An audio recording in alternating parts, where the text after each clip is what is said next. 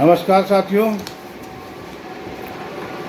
इतने दिनों तक मैं आपके साथ वीडियो बनाता रहा, अच्छा लगता रहा। इसमें से कुछ जमाकर्ताओं का भी हमको फ़ोन आया कि नहीं, आप कंपनी के चमचा हो, कंपनी के एजेंट हो, कंपनी के दलाल हो, तुम जो है सो तुम लोग कंपनी को सपोर्ट करते हो, जमाकर्ता का सपोर्ट नहीं करते हो। तो आज तक मुझे कोई प्रशंसा पत्र तो नहीं मिला आज, लेकिन कल का जो मैंने वीडियो बनाया था कि कंपनी ने हमारी आर्थिक नाकेबंदी कर दी है और कंपनी को बिना संपत्ति बेचे हुए भुगतान नहीं करना होगा, कंपनी को बेचना ही होगा भुगतान करने के लिए। वो अपने मन से बेचे या कानून के कहने पर बेचे, कानून के चाबुक लगाने से बेचे, जैसे भी बेचे बेचना पड़ेगा, भुगतान करना ही पड़ेगा, ताकि कोई साहब इससे बच नहीं सकते हैं। तो हमने आर्थिक नाकेबंदी की घोषणा की थी कि किस आधार पर यह कंपनी सॉफ्टवेयर बनाकर पैसा ले रही है। मैं ये घटना का वर्णन करता हूँ कि जनवरी 2013 में 8 जनवरी 2013 को, उस समय में जो कन्वर्जन का नया दौर था, तो हर ब्रांच करोड़ का रोज़ जो है सो फॉर्म काट कर जो है सो क्यूसॉफ्ट का कन्वर्जन करते थे। उस समय में एक माहौल बना था कि फलाना ब्रांच ने 3 करोड़ कर लिया, फलाना ब्रांच ने 8 करोड़ कर लिया, फलाना ब्रांच ने 50 करोड़ कर लिया। यह करोड़ सुन कर के 8 तारीख को दिन में नॉमिनेशन था और यहाँ से लगभग लाखों लोग गए थे झंझारपुर और मधुबनी नॉमिनेशन में भाग लेने के लिए। और सहारा इंडिया का इतना जोर था कि नहीं, आज मधेपुर ब्रांच करोड़ कर लिया। तो वो उसमें से जो कुछ बुरी मानसिकता के लोग थे, वो नहीं समझ पाए कि कागज़ का दाखिल खारिज करा के करोड़ हुआ, कि उसके नाम से खारिज या इसके नाम से दाखिल, ऐसा में करोड़ हुआ, न कि रुपया में करोड़ हुआ। वो 1:30 बजे रात में 4 आदमी से आकर 5 स्टाफ को पकड़ के बांध के मारते हुए पैखाना रूम में बंद कर दिया और डकैती करके 1,08,000 रुपया लेकर के चला गया। डकैती हुई, घोषणा हुई, सब हम लोग थाना पर गए, सब कुछ को बुला कर लाए, उसके बाद भी कुछ नहीं हुआ। उच्च प्रबंधन के लोग कहने लगे कि किसको पूछकर जो है सो रात में ब्रांच खोले हुए थे, जबकि भर रात रसीद कटती थी। 2 सोता था तो 2 काटता था, फिर 2 सोता था तो फिर बाकी 2 काटता था। ये स्थिति थी और उस समय में उच्च प्रबंधन ने कोई रिस्क नहीं लिया।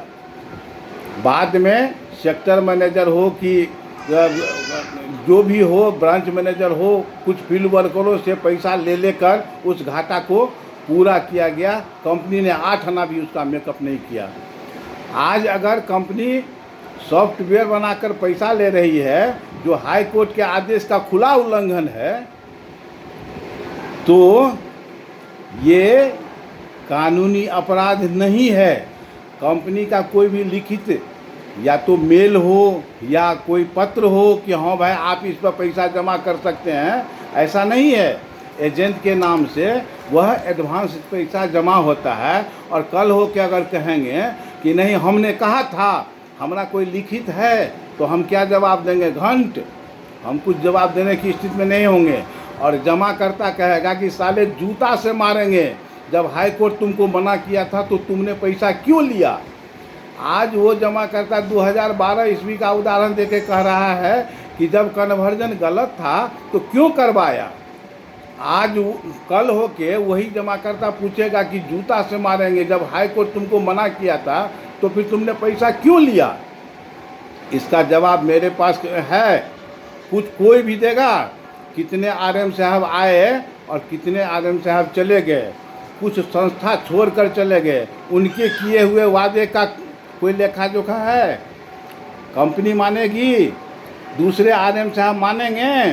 कोई जेपी साहब एसपी साहब डीएसपी साहब इंजीनियर साहब मानेंगे? कोई नहीं मानेंगे। आज हम कहीं कुछ नहीं हैं।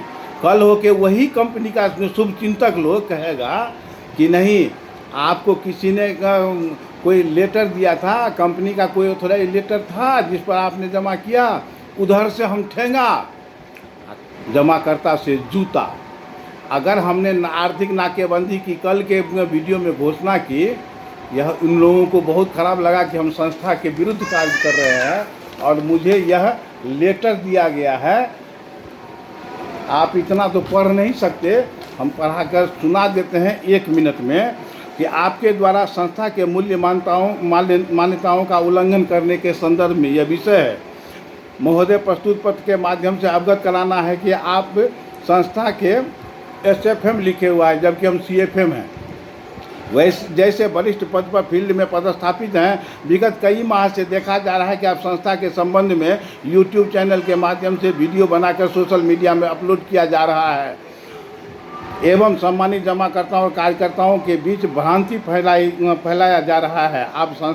आपके द्वारा संस्था के वरिष्ठ पद पर रहते हुए संस्था के मूल्य मान्यताओं के विरुद्ध क्रियाकलाप किया जा रहा है और जो एक अक्षम्य अपराध की श्रेणी में आता है, जो दुखद और खेदजनक है। अतः आपके उक्त क्रियाकलाप को देखते हुए माननीय रीजनल मैनेजर महोदय के निर्देशानुसार तत्काल प्रभाव से आपके संस्थागत सभी प्रकार के कार्यों एवं समस्त प्रकार के लाभांशों पर रोक लगाई जा रही है, जो अगले आदेश तक प्रभावी रहेगा। साथ ही आपके द्वारा किए गए उक्त कृत्य के लिए अपना लिखित स्पष्टीकरण 2 दिनों के अंदर रीजन कार्यालय में प्रेषित करें। 2 दिनों के अंदर अपना स्पष्टीकरण प्रेषित नहीं करने की स्थिति में आपके ऊपर संस्था नियमानुसार प्रशासनिक कार्यवाही हेतु वरिष्ठ कार्यालय को आवश्यक कार्यवाही हेतु आख्या प्रेषित कर दी जाएगी। सेक्टर कार्यालय, मंडल कार्यालय को यह लिखा गया है। हमको इस बात की कोई चिंता नहीं है। आज हम अगर पान की दुकान भी खोल लेंगे ना तो इसी समाज में रहेंगे। RM यहाँ आया कल जाएगा, BM यहाँ आया कल जाएगा, कोई किसी के मुंह का कोई वैल्यू नहीं देगा। हमारे और हमारे जमाकर्ता के बीच में कंपनी ने जो खाई खोदी है, उस खाई को भरने की औकात है किसी में? मेरा YouTube चैनल इतना दिन कंपनी के प्रशंसा में था, किसी ने प्रशंसा पत्र लिखा क्या? आज अगर हम एक बात कह दिए हैं कि आर्थिक नाकाबंदी और ट्विटर पर लिखिए PMO को, फाइनेंस मिनिस्टर को, सुप्रीम कोर्ट को, तो इन लोगों को मिर्ची लग गई है। क्यों मिर्ची लग गई है? इसलिए मिर्ची लग गई है कि हम संस्था के विरुद्ध बात किए हैं तो हमको ये लेटर मिला है। अब प्रशंसा की बात किए तो हमको कुछ नहीं मिला। हमारे जमाकर्ता के भी लंबी खाई खोदी जा चुकी है। हम आर्थिक प्रतिबंध की घोषणा करते हैं, आर्थिक नाकेबंदी की घोषणा करते हैं कि हम कलेक्शन नहीं करेंगे, क्योंकि जमाकर्ता हमको पूछेगा कि जब हाई कोर्ट ने रोक लगाया है आप किस आधार पर यह तो उसका कलेक्शन, मेरा कलेक्शन लिया और क्या किया, खाए कि जमा किए, क्यों किए, इस आधार पर हम इसको रोक लगाते हैं। हमको ये लेटर दिया है, इसका कोई क्षोभ नहीं है।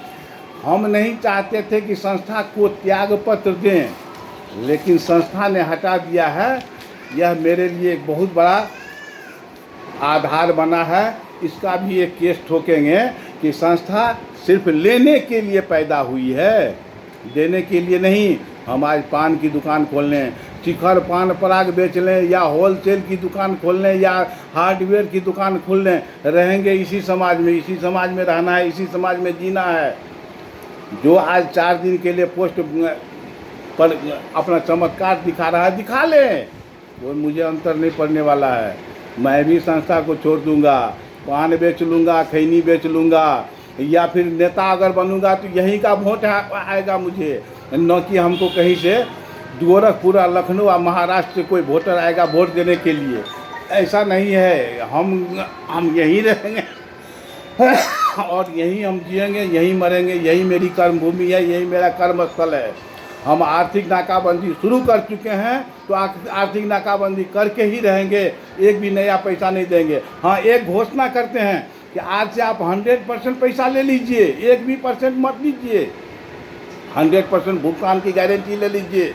पैसे का अंबार लगा दूंगा, जितनी संपत्ति बेचकर देना होगा उसकी 5 गुनी संपत्ति 2 साल में मैं खरीदवा दूंगा। इतना घोषणा करता हूँ। और मुझ में टीम बनाने की क्षमता है, मुझ में सृजन करने की क्षमता है। हर एक कर्तव्य योगी कार्यकर्ताओं में वो शक्ति है, सामर्थ्य है, जो कुछ भी कर सकने की क्षमता रखता है। तो आज से आर्थिक नाकेबंदी की भी क्षमता रखता हूँ। जय हिंद, जय भारत, जय सहारा, सहारा प्रणाम, वंदे मातरम।